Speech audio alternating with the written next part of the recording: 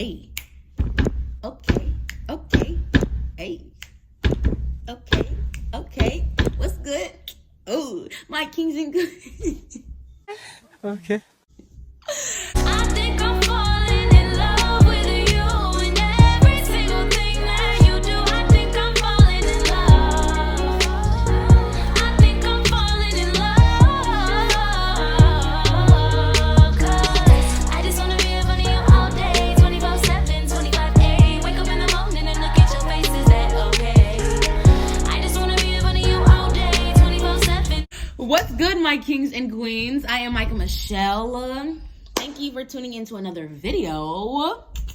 If you are new here, I hope that you like what you see.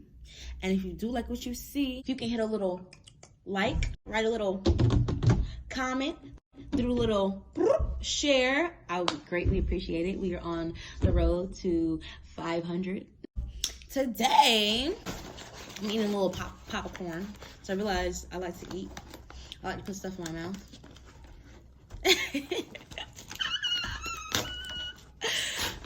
Today, I'm going to be talking about everything I went through last year. So, it's January 2021. My baby's birthday is in 2 weeks. Zaire turns 1 on the 24th. Happy birthday. One more time. Happy birthday. So, last year, I was in the hospital.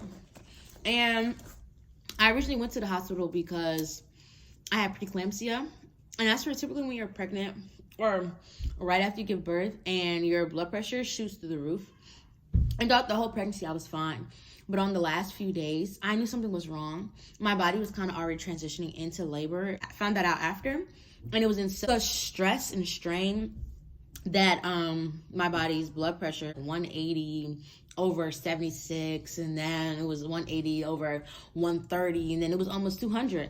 That's not good. Like, you can have a stroke once it gets that high. So it was like, yeah, go to the hospital. So I went to the hospital, and they were gonna induce my labor. Like, they were gonna break my water and everything like that. So they admitted me. Next day, broke my water, and I had mad contractions on top of each other. So they weren't contractions, stop.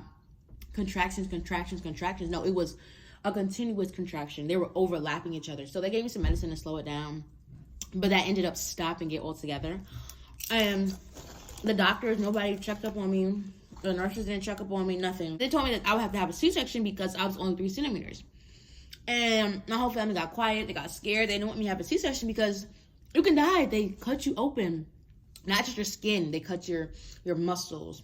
Just a lot of stuff. They cut it open to get the baby out. And they were afraid of that. I mean, at that point, I was just like, get this baby out of me. Like, I don't care. Cut it out. Pull him out.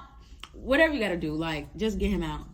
But I did recover. I did have postpartum depression. But luckily, mine only lasted about a week or two. Because I had a great support system. My mom was there to allow me to cry at night. Have late night cry sessions. That led into me having a few toxic relationships. But the whole situation that happened with Zaire's father is in his life. But it was a rocky start. Not just on his end, but my end as well. I both had a part to play in it, and it almost affected Zaire for the rest of his life. So be very careful and mindful what you do. Like, this is not your life anymore. It's not just your life. This is Zaire's life. And so you have to make decisions that benefit Zaire. So thankfully, everything did work out with that. But when we broke up, me and Zaire's father, I dabbled and dabbled into toxic relationships and ended up harming myself, doing more harm than good. As in the person, they would compare my current weight to how much I was before. And if you know, before I gave birth, like right before I gave birth, I was like 198. I was 190 something. So I was basically 200 pounds, and I'm 5'2". And so I gained a lot of weight. My nose was fat, like, and they were comparing me to me back in high school, my junior in high school, like, oh, you know, you look like this. What happened to your snapback? You're supposed to have a snapback. And it's like a lot of women don't always have snapbacks. And if they do, it still takes a little longer. This was a month later, and I was supposed to have a snapback already. And that really played a huge role on my confidence, and I didn't have a lot of confidence anymore. Like, it really wore me down, to the point where I let people talk to me any type of way they wanted to. But luckily, I bossed up. I did, and I let them go. I still have weight to lose. It's me right now.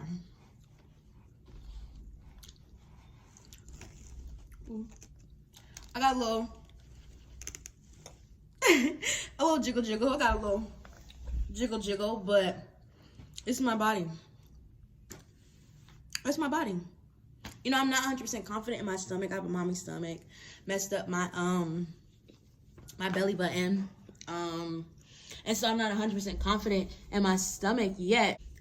But it's progress. I just had my whole body changed and manipulated for him. So it's okay for me to go through this long, drawn-out process. And it's only been a year. That's not really, it's not really a long time. And I'm thinking things are supposed to just move so fast. And it's like, your body needs time to heal. It needs time for it to go back to where it was, you know? And honestly, I don't want to be back to where I was, because I was like 135, and I was really little. And I thought I was so thick, and I wasn't. And so I'm 150 now. I think I look good for 150. So I want a bigger butt, like little changes and stuff like that. But things I'm working on, things I'm going to the gym for. So, dang, yo. Yo, he loves popcorn. And during the summer, the whole time, I found out when I first found out I was pregnant, I had cervical cancer. Or it was, well, the cells were precancerous. So anymore, they would have been cancerous. And it took some time. I had to wait till I gave birth to have the surgery, because I think I found out I was pregnant like 4 or 5 months, and if I had the surgery, then I would have lost Zaire. So if I would have found out and I was about 2 weeks, then they would have suggested I did the surgery. So I would have still lost the child, but they were only 2 weeks old, where he was breathing, had a heartbeat. I don't think he was moving around, but, you know, like, he was a whole person, basically, a fetus. And so after I gave birth, I had my surgery, where they cut off the end of my cervix. It's called a coloscopy. For my first ever pap smear, when I found out I was pregnant, it was abnormal. And I really didn't talk about this, but I was with the wrong person, the wrong mate that I trusted, and they gave me HPV. And so basically the HPV had progressed on my cervix, and it was almost about to give me cancer. And I had a lot of pain, and I knew that I had something was wrong with me down there, because I was having pain, but I couldn't tell my mom because I didn't want her to know I was having sex. But then when I got pregnant, she already knew. So that was a journey in itself. And so they cut off the end of my cervix. So, I mean, the HPV, everything, all of that is gone, luckily. And I'm blessed, because when cervical cancer hits, it takes a lot of women out. And it takes them out quickly. And I was blessed that I wasn't one of those women. Oh, yeah, after that, I found out I had COVID-19. We went out of state, and I guess we contracted it in the airport. Honestly, I was asymptomatic. I noticed that something was wrong with Zaire. Like, his eyes get really big when he's sick, and he was sneezing a lot, and he had fevers, and he just wasn't feeling well. And that was more so the hardest part. And not me, like, I was tired, but because he was sick, it was really hard. My mom, hers was the worst. She lost a lot of weight. She lost her sense of taste. Okay. I know, you cute. You're cute. You're real cute. Let me be cute too. She was very sickly. She was in and out of consciousness. I thought we were about to lose her. It was really bad. And I just want to say we're blessed because a lot of people did not make it.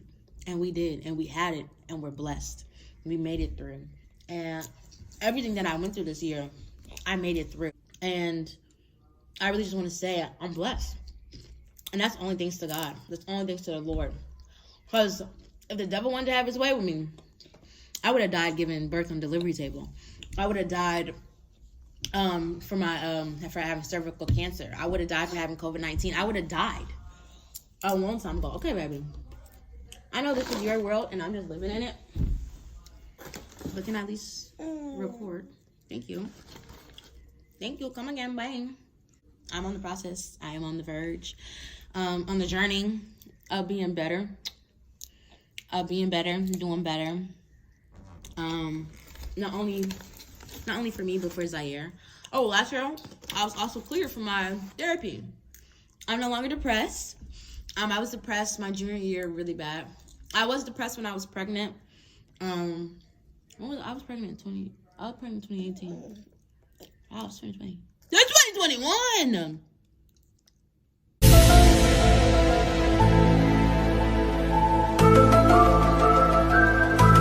No, I was pregnant in 2019. Yeah, I was pregnant in 2019. Yeah. No, I was pregnant in 2019, and I was depressed, and I was working hard to not be depressed for this little one, and he's ever the more so happy.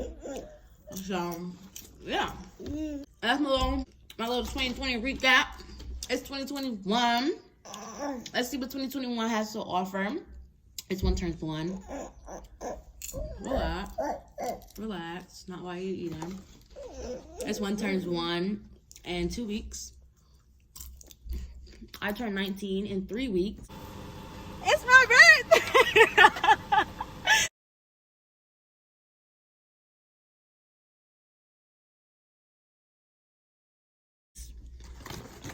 Are we going up? Where are we going? We're going up. So yes, stay tuned for more of me and him. Cause we cute. We real cute. You think so? I think we cute. We real cute. Do you see his edges? My sister did his edges. We grew up with all girls. So having a boy, yeah. Stay up, stay tuned, and stay woke. And we'll be posting more videos.